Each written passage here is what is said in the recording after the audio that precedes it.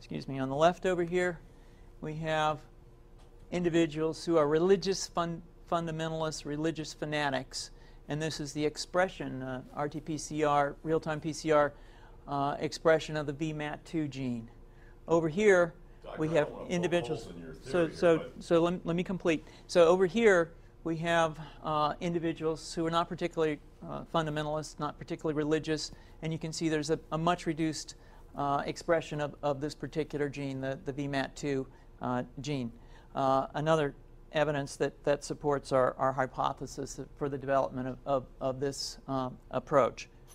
What you see here is by spreading this virus, we're going to eliminate individuals from donning on a bomb vest and going into a market and blowing up the market. So our hypothesis is that these are fanatical people, that they have overexpression of the VMAT2 gene, and that by vaccinating them against this, we'll eliminate this behavior.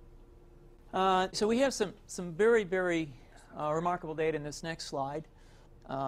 Here we have two brain scans. These are fMRIs. These are two different individuals with different levels of expression of VMAT2.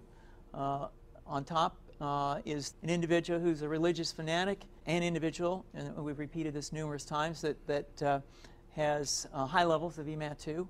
Now, this individual down here who had low levels of the VMAT2 gene, this individual would self-describe as not particularly religious. In each case, these individuals were read a religious text.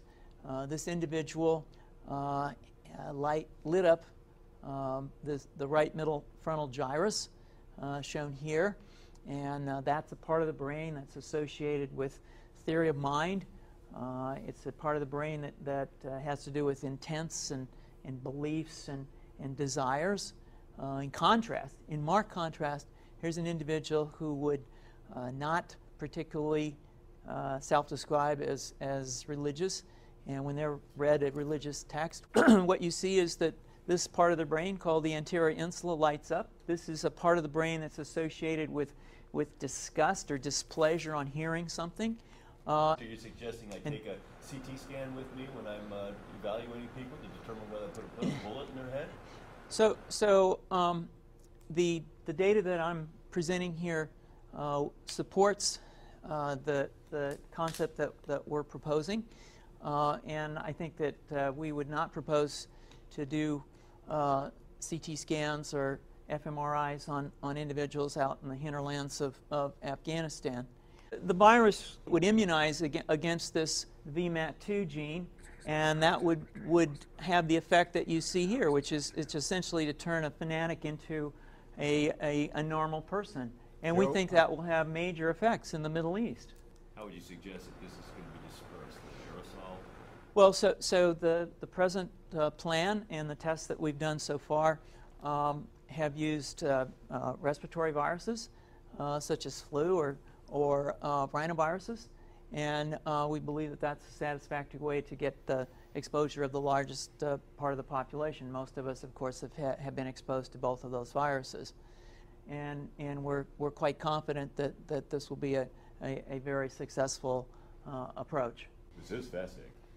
What's the name of this proposal? Yeah, so the name of this project is FunVax, which is the vaccine for religious fundamentalism. And you have a proposal already? The proposal has just been submitted, and I think that the data that I have shown you today would support the development of this project, and we think it has great promise.